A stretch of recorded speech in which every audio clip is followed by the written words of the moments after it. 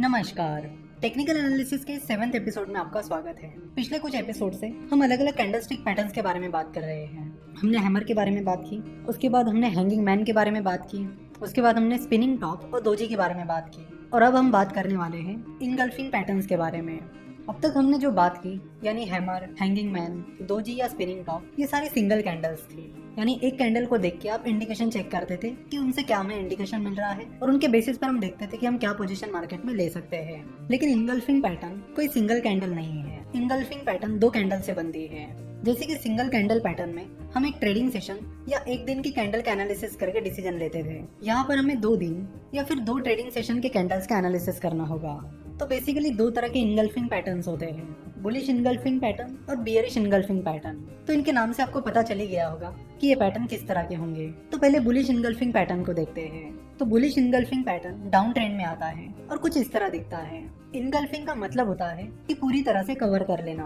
तो आप यहाँ देख सकते हो कि जो दूसरे नंबर की कैंडल है उसने पहले नंबर की कैंडल को पूरी तरह से कवर कर लिया है। आप यहाँ पर देख सकते हो कि डाउन ट्रेंड चल रहा है, शेयर प्राइस लगातार गिर रही है और उसी बीच एक ग्रीन कैंडल रेड कैंडल को पूरी तरह से कवर कर लेती है। तो जब आपको ऐसा कोई पैटर्न दिखता है तो उसे बुलिश इनगल्फिंग पैटर्न कहते हैं। देखो यहाँ पर एक चीज का आपको जरूर ध्यान रखना है और वो ये कि ये जो पहली बॉडी है यानी रेड कैंडल की बॉडी, उसे ग्रीन कैंडल की बॉडी में पूरी तरह से कवर कर लेना चाहिए। अगर ग्रीन कैंडल की बॉडी इस रेड कैंडल की बॉडी को पूरी तरह कवर नहीं कर रही है तो वो इनगल्फिंग पैटर्न नहीं होगा। तो जैसे कि हमने बात की थी कि bullish engulfing pattern down trend में आता है जब स्टॉक प्राइसेस गिर रही होती हैं। तो डाउन टर्न में स्टॉक प्राइसेस लगातार गिर रही है और नए नए लोज बना रही है, जिसके बाद अचानक ये ग्रीन कैंडल बन जाती है जो कि पूरी तरह से उसके पहले की रेड कैंडल को कवर कर लेती है और इस ग्रीन कैंडल की क्लोजिंग प्राइस उस रेड कैंडल से ज्यादा होती है।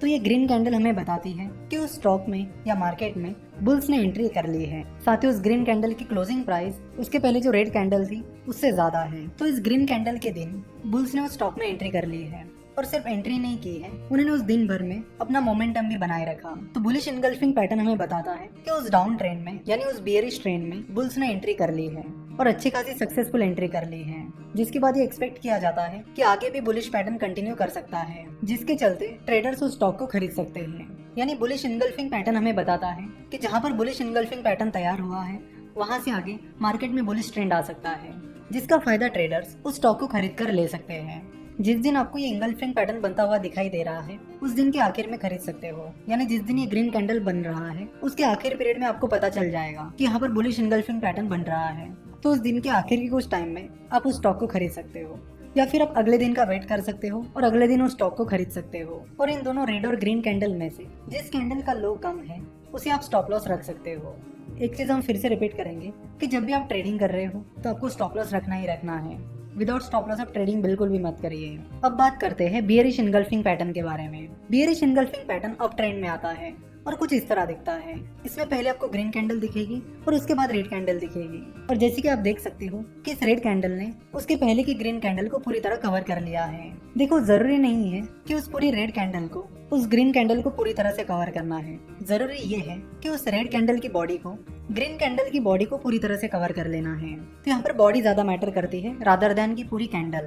तो जैसे कि आप यहाँ पर देख सकते हो कि मार्केट में अप ट्रेंड यानी बुल ट्रेंड चल रहा है, शेयर प्राइस लगातार बढ़ रही है और नए नए हाइस तैयार हो रहे हैं और इन हाइस के बीच अचानक से एक रेड कैंडल आ जाती है जिसकी बॉडी उसके पहले की रेड कैंडल की बॉडी को पूरी तरह से कवर कर लेती है। तो जब भी आपको ऐसा कोई पैटर्न दिखेगा तो उसे बियरिश इनगल्फिंग पैटर्न कहा जाएगा। तो बियरिश इनगल्फिंग पैटर्न हमें क्या इंडिकेट करता है?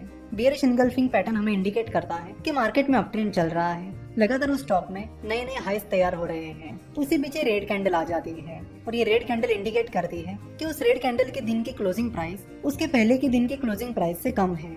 और जैसे कि आप देख सकते हो कि उस रेड कैंडल के दिन बियर्स ने उस स्टॉक में या मार्केट में एंट्री कर ली है, जिसकी वजह से ही रेड कैंडल तैयार हुई है और उस रेड कैंडल की क्लोजिंग प्राइस उसके पहले की कैंडल की क्लोजिंग प्राइस से कम है, जिससे हमें पता चलता है कि बियर्स ने उस स्टॉक में या मार्केट में एंट्री कर ली है, जिसके चलते आगे बियर ट्रेंड शुरू हो सकता है यानी स्टॉक गिरना शुरू हो सकता है, जिसकी वजह से आपको शॉर्ट करने की अपॉर्चुनिटी मिल जाती है।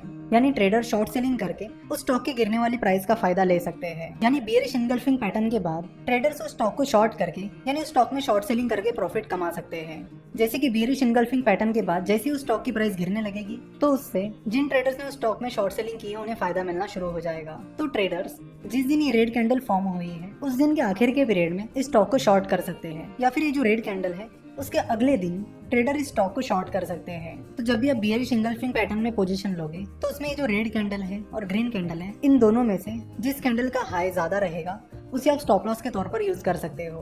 बुलिश एनगल्फिंग पैटर्न से हमें पता चलता है कि डाउन ट्रेंड खत्म होने वाला है और अप ट्रेंड शुरू हो सकता है, जिसका फायदा ट्रेडर्स उस स्टॉक में एंट्री करके ले सकते हैं। वही बेयरिश एनगल्फिंग पैटर्न हमें बताता है कि जो अप ट्रेंड चल रहा है वो खत्म हो सकता है और डाउन ट्रेंड शुरू हो सकता है, जिसका फायदा ट्रेडर्स उस स्टॉक को शॉर्ट करके कर सकते हैं। तो आशा करते हो कि आपको बेयरिश एनगल्फिंग पैटर्न और बुलिश एनगल्फिंग पैटर्न ये दोनों भी पैटर्न अच्छे से समझ में आए होंगे। साथ ही ये पैटर्न्स क्या इंडिकेट करते हैं ये भी समझ में आया होगा। हमने ये भी बात की थी कि इन पैटर्न्स के बाद आप कौन सी पोजीशंस ले सकते हो और क्या आपका स्टॉप लॉस होना चाहिए।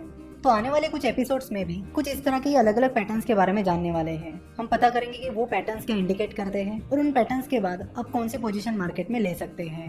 अगर आपका सवाल ये है कि इन कैंडलस्टिक चार्ट को हम कहाँ देख सकते हैं, तो अगर आपका कहीं पर डीमैट अकाउंट नहीं है तो आप moneycontrol.com पर भी इन चार्ट्स को देख सकते हो। moneycontrol.com की वेबसाइट पर जाकर आप किसी भी शेयर का नाम सर्च कर लीजिए और उसके बाद यहाँ टेक्निकल चार्ट पर क्लिक कीजिए, जिसके बाद आपको उस स्टॉक का कैंडलस्टिक चार्ट मिल जाएगा।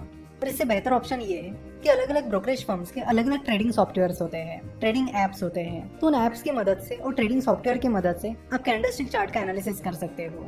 वहाँ पर आपको हर एक स्टॉक का कैंडलस्टिक चार्ट मिल जाएगा, जिसके बाद आप वहाँ पर अपना एनालिसिस शुरू कर सकते हो। आगे चलकर हम ये भी बात करेंगे कि वो कौन कौन से सॉफ्टवेयर्स हैं जो आपको आसानी से कैंडलस्टिक चार्ट का एनालिसिस करने में हेल्प करेंगे। कुछ सॉफ्टवेयर्स पेड है तो कुछ सॉफ्टवेयर्स फ्री भी है। तो आगे चलकर पैटर्न्स को समझने के बाद हम ट्रेडिंग सॉफ्टवेयर्स के बारे में भी बात करेंगे। आशा करता हूँ कि आपको आज का एपिसोड पसंद आया होगा। हमसे जुड़े रहने के लिए आप हमें फेसबुक, ट्विटर और इंस्टाग्राम पर फॉलो कर सकते हो। हमसे जुड़े रहने के लिए आपका बहुत बहुत धन्यवाद।